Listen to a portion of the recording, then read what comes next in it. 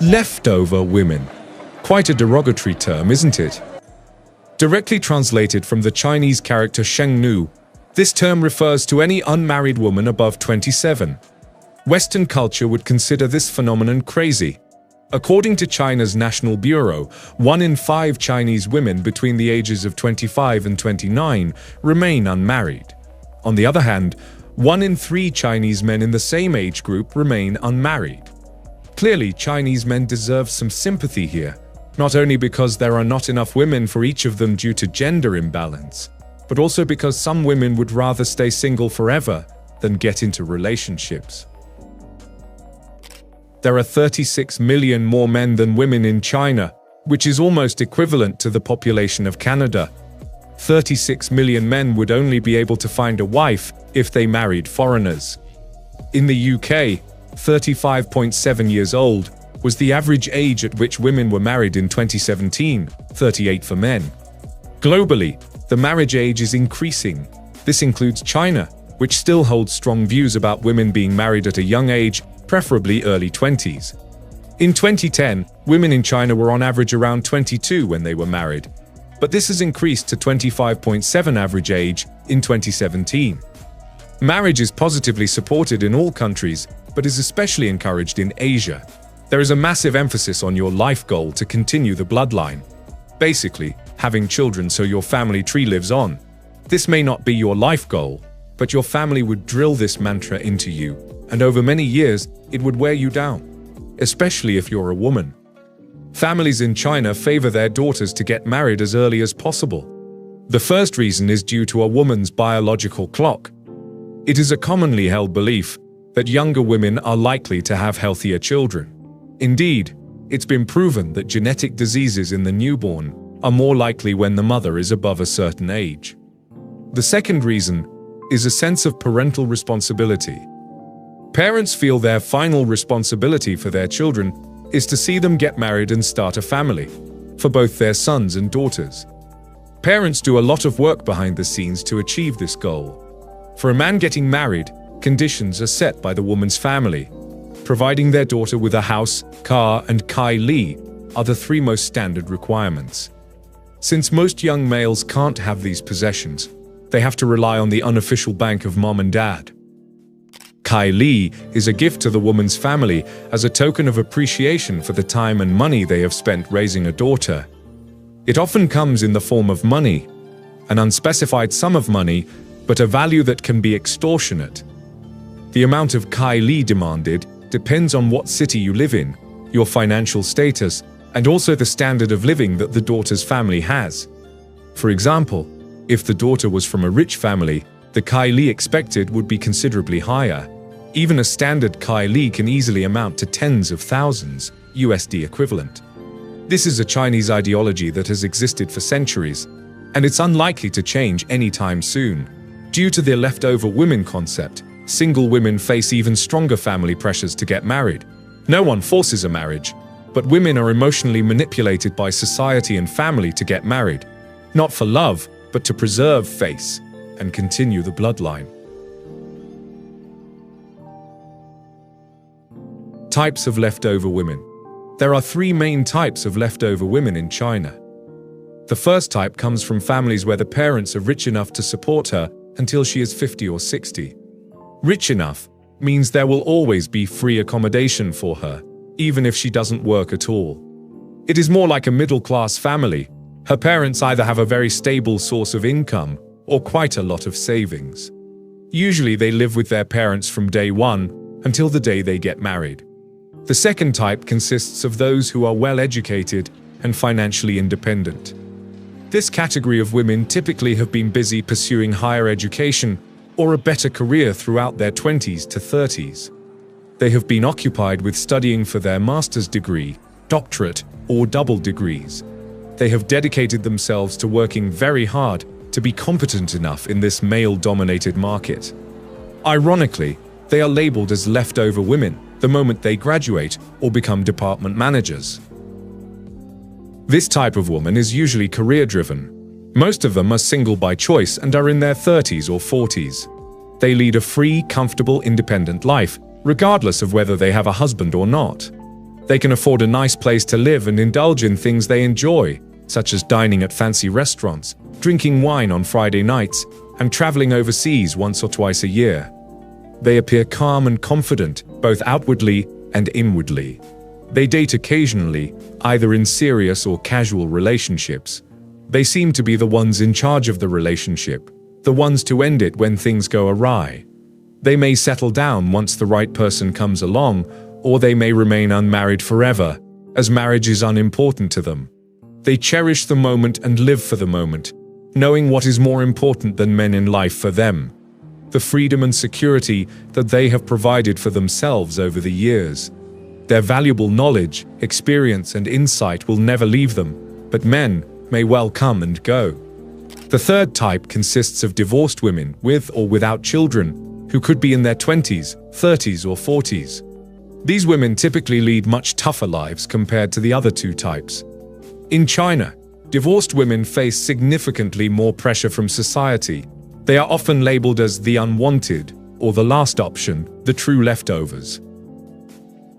However, this doesn't mean they won't be able to find a partner again after divorce. Some of them have indeed found great partners and happily remarried, but the discrimination and prejudice they have to deal with are overwhelming and disheartening. It's painful to admit, but those leftover Chinese men truly miss the chance of marrying a Chinese woman. However, the situation is not quite the same for leftover women in China. It's worth noting that no official law enforced monogamy until 1950. For thousands of years, it was prevalent for Chinese men to have multiple wives. In ancient China, having multiple wives was a social norm, especially for the rich and powerful. Interestingly, official wedding ceremonies would be held for each wife. In contrast, today's mistresses are infamous and often remain unknown for years. For a long time, Chinese men have tended to marry women who are much less competitive than them in various aspects. While a pretty face might be a plus, it has been the norm for men to choose their partners, with women often being the ones to be chosen. This cultural dynamic is deeply entrenched, perhaps stemming from male chauvinism, masculinity, or patriarchy. Whatever its origins, for thousands of years, quality men have never been left over, whereas quality women are more likely to be left over due to a lack of suitable options.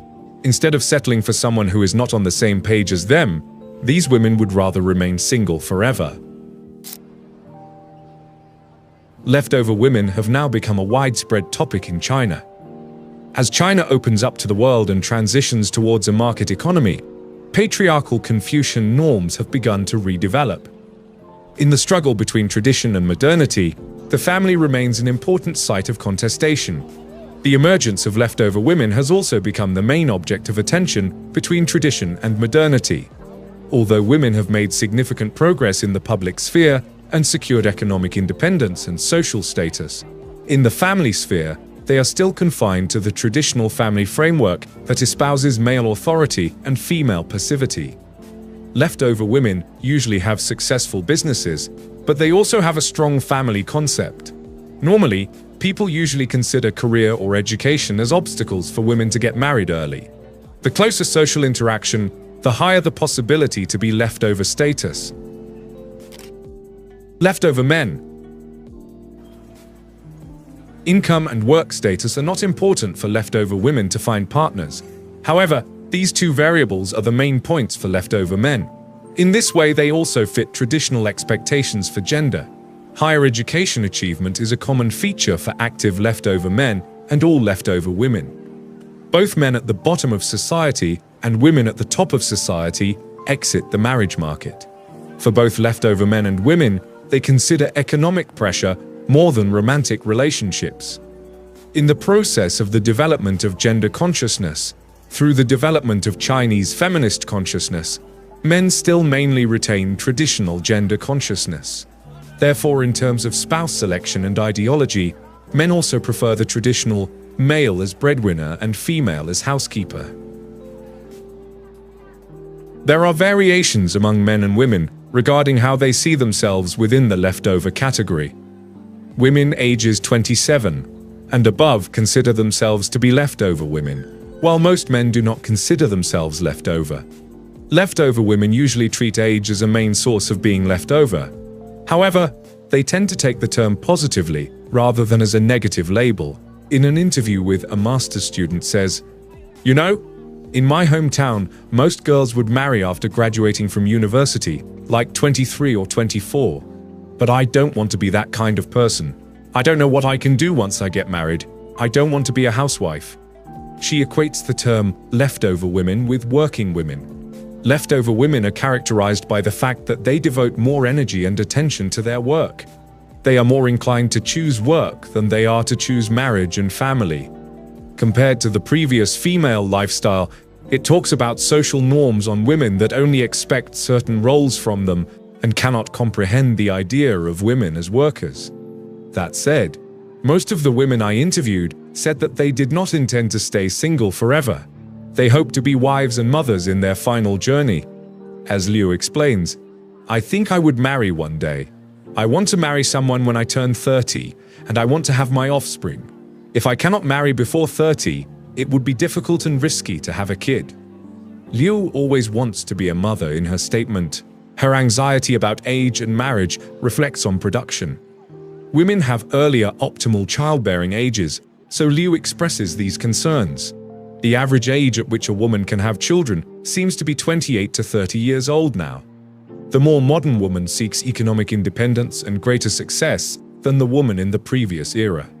Despite this, they still regard marriage and children as necessities in their whole life.